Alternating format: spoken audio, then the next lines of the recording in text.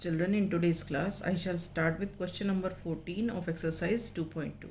ठीक है बेटे, अब यहाँ से जो 2-3 क्वेश्चंस हैं ये बहुत इंपॉर्टेंट भी हैं और थोड़ा सा समझने में दिक्कत भी होती है, तो आप प्लीज़ थोड़ा ध्यान से समझो, ध्यान से सुनना एक एक सेंटेंस को।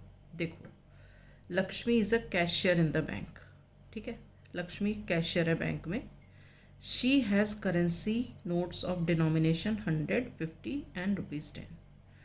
तो उसके पास जो नोट्स हैं बैंक में, 100 रुपये का नोट है, 50 रुपीज़ का नोट है और 10 रुपीज़ का नोट है। ठीक है, अब ratio of the number of these notes is 2:3:5।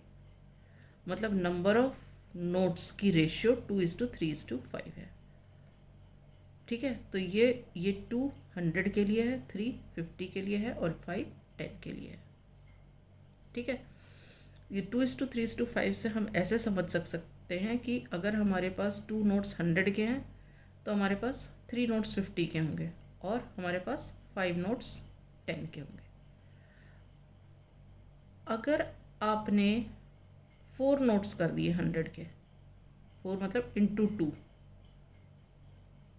तो ये भी इंटू 2 हो जाएगा, मतलब 6 नोट्स 50 के हो जाएंगे। ये भी इंटू 2 हो जाएगा, मतलब 10 नोट्स 10 के हो जाएंगे। तो 2:3:5 का मतलब ये होता है, आप बेसिकली ये समझो कि अगर मेरे पास 2 नोट 100 के हैं तो मेरे पास 3 नोट 50 के हैं और मेरे पास 5 नोट्स 10 के हैं। जब भी रेशियो होता है हम एज्यूम करते हैं let the common ratio be x। ठीक है, तो उसी तरीके से करेंगे। अब क्या दिया हुआ है, the total cash with Lakshmi is how much, 4 lakh. जो टोटल कैश लक्ष्मी के पास है वो है 4 लाख। तो how many notes of each denomination does she have, मतलब हमें निकालना है क्या है कि 100 रुपये के कितने नोट हैं, 50 रुपये के कितने नोट हैं और 10 रुपये के कितने नोट हैं। क्वेश्चन आपको समझ में आया? स्टार्ट करते हैं। क्योंकि रेशियो में है तो हम कॉमन रेशियो से स्टार्ट करते हैं। Let the common ratio be x। ठीक है, देन ये देखो, ratio of the number of these notes, then number of notes की बात हो रही है, then the number of notes of ₹100 are 2x। पहला ये है। ठीक है, then number of notes of ₹50 are 3x and number of notes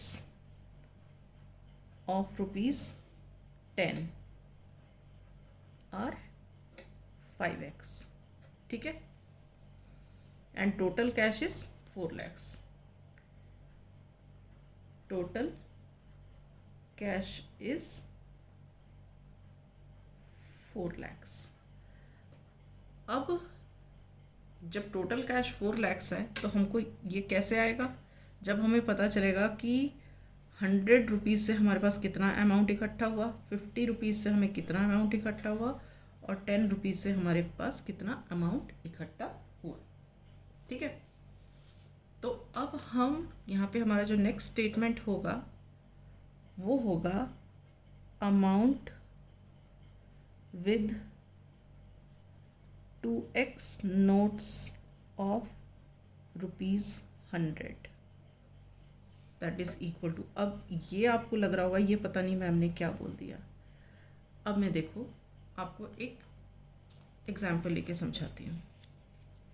देखो, यहाँ पे हमने लिखा है कि 100 रुपये के नोट हमारे पास 2x हैं। ठीक है, मान लो फॉर एग्ज़ाम्पल 100 रुपीज़ के जो नोट्स हैं आपके पास 9 है। ठीक है, तो इन 9 नोट्स से आपके पास कितना अमाउंट इकट्ठा होगा, अगर वो सारे के सारे जो 9 नोट्स हैं 100 रुपीज़ के हों तो आपके पास कितना अमाउंट इकट्ठा होगा, 9 इंटू 100, 900 रुपीज़ हो जाएंगे आपके पास। ठीक है, तो यहाँ पे क्या है, 100 रुपीज़ के 2x नोट्स हैं। तो इन 2x नोट्स से अगर 2x नोट्स हमारे पास 100 के हों तो कितना अमाउंट इकट्ठा होगा, that will be 2x into 100। जैसे 2x की जगह यहाँ पे 9 है, नंबर ऑफ़ नोट्स 9 है और ये अमाउंट है, ये नंबर ऑफ़ नोट्स 2x है और ये अमाउंट है।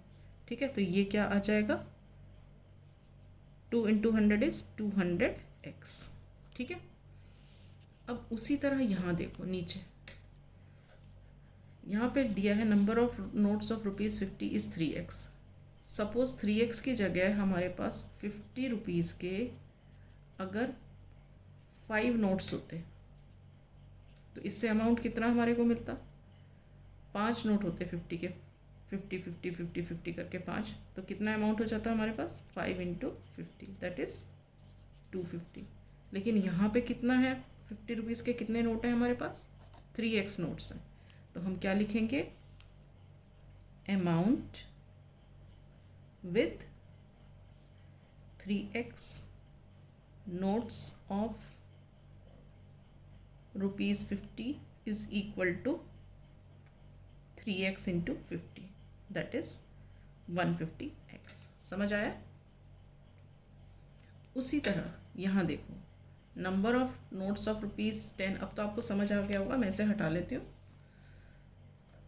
उसी तरह हम इसको करेंगे, यहाँ पे दिया है number of notes of ₹10 are 5x, तो हम यहाँ निकालेंगे amount with 5x notes of ₹10 is equal to 5x into 10 that is equal to 50x। अब ये जो हैं ये क्या निकले हैं, ये और ये सारे हैं अमाउंट निकले हैं। 100 रुपये से, 100 रुपये के अगर हमारे पास 2x नोट्स हैं तो इतना अमाउंट आएगा, 50 रुपीज़ के अगर हमारे पास 3x नोट्स हैं तो इतना अमाउंट आएगा, और 10 रुपीज़ के 5x नोट्स हैं तो हमारे पास इतना अमाउंट आएगा। तो इसका मतलब क्या है, ये तीनों मिला करके इट शुड बी 4 lakhs। ठीक है ना, तो हम क्या लिखेंगे, according to the question, according to the question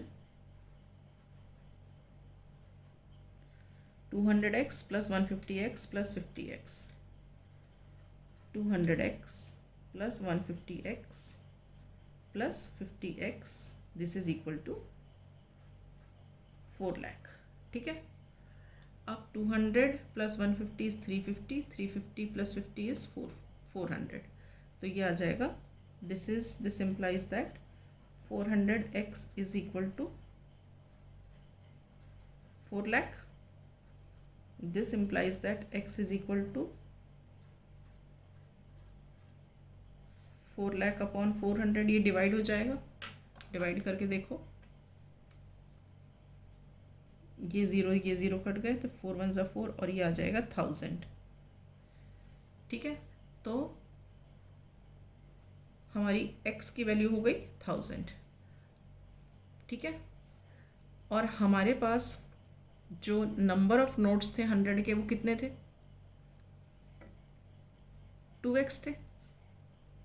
ठीक है, तो हम निकालेंगे नंबर ऑफ नोट्स ऑफ ₹100, क्योंकि हमें यहाँ निकालना है ना, how many notes of each denomination does he have, तो therefore number of notes of ₹100, ये क्या है, 2x है, number of notes of ₹100 2x है, दैट इज 2 इंटू x हमने निकाला है 1000, दैट इज मतलब हो गया 2000।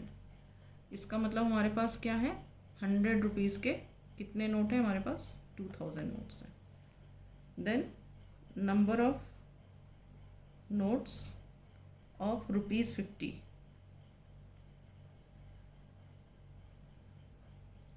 नंबर ऑफ नोट्स ऑफ ₹50 क्या है, 3x है, मतलब क्या है, 3 इंटू 1000 दैट इज 3000, हमारे पास 3000 नोट्स हैं 50 रुपीज़ के. ओके.